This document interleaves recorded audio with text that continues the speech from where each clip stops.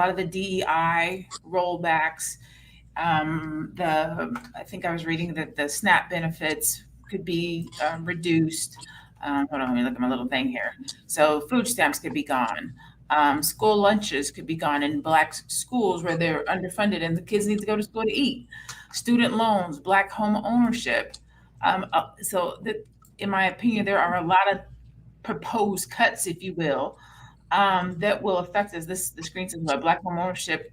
While nearly 3 out of 4 white Americans own a home, there's never been a nanosecond in Americans' history when the Black home ownership rate reached 50%. A second Trump administration will continue this trend by dismantling programs designed to increase Black home ownership and ending other uses of special purpose credit authorities to further equity.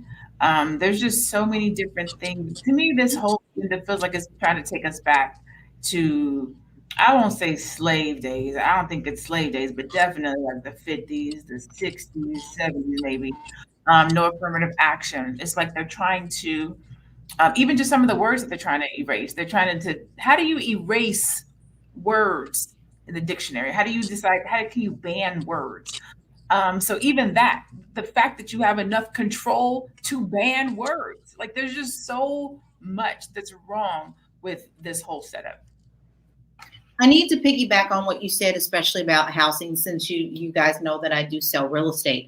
One of the first things that alarmed me in this document, before I even started digging into it, is, of course, I'm going to go to something that I'm professionally doing, is the housing market. One of the first things that they want to do is to get rid of the 30-year mortgage. And we all know that home ownership is already tough the way that things are. But if you get rid of the home ownership piece for 30-year, you're going to look at something pretty major and a big bump. Let me give you an example of this. And then I've got some really good questions for you, Jade, as well. So getting rid of the 30-year mortgage and adding a 20% MIP, mortgage premium, that's what they want to do. Anything over 20 years, they want to add the MIP. If it's over 20 years, here's how this could be a perfect example for you. An average mortgage in Seattle with today's rates is about $4,850. It would go up to $5,640 under the new plan. Now, that's with, of course, Seattle's prices, but I deal with LA and Florida. So that is quite a big jump when you're looking at first-time home ownership. So that is an example of how this would affect us and our minority communities when they're doing first-time home ownership. Jade, how do you think the public perceives the ideas presented in Project 2025? Well, unfortunately, I think a lot of the ideas in Project 2025 are being downplayed, and specifically in terms of how detrimental this can be to the masses of Black America, who we know has been disenfranchised in many ways and currently continues to be disenfranchised.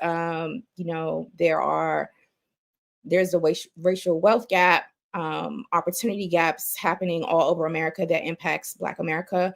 Unfortunately, the way that I'm seeing, because I work in media, so I'm doing production for my clients at a very, very high level in media. I'm seeing that Project 2025 is being messaged to Black Americans in two ways. One, that they're using it to fearmonger, or they're calling it, these are fearmongering tactics to get Black folks to vote for the Democrats. Therefore, everything that they're saying about Project 2025 is not true, it's inconsequential, and it's not that serious. Go ahead and, vote red or vote however you want to vote, Black America, but don't let them use this in order to have them bully you into your vote or out of your vote.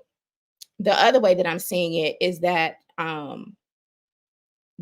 folks are just throwing they're cherry picking specific parts of Project 2025 to appeal to Black Americans to say, hey, Project 2025 is not that bad, because it has certain conservative leaning policies in it, or conservative policies in it that, many Black Americans may agree with, right? Like, there are many Black Americans that actually do agree with some of the immigration policies, like in terms of closing the border, et cetera, getting LGBTQ studies and gender neutral bathrooms out of public schools, for example. And so that is being used to finesse Black folks out of their votes as well. So I think that there's a lot of propaganda around Project 2025, and both the right and the left are using it to their benefits in order to sway the Black vote.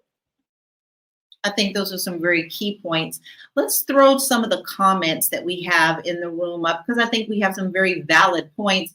Danette says a lot of proposals would require a change in the U.S. Constitution, which is a lengthy process. Yes, it is a lengthy process. However, if you really look at this document, the minute that the conservative president comes in, they will be stripping all power from, because now it's set up where he can do so thanks to the Supreme Court and other things that are happening, that's not going to matter. Our Constitution will still be stripped because now they have the ultimate power. That is not a scare tactic. That is their plan, and that is actually what they're doing. We Wealth Women, we know that's one of our other queens watching and supporting today. Project 2025 looks like Handmaid's Tale and the Hunger Games to me. That it really does. Emma says Trump didn't come up with that, nor does he uphold it. I beg to differ on that one, and I would love to hear. Okay, wait a minute, I gotta add. Erica, what I need to know what your thought is on that comment, please. Shout out to Emma. Thank you.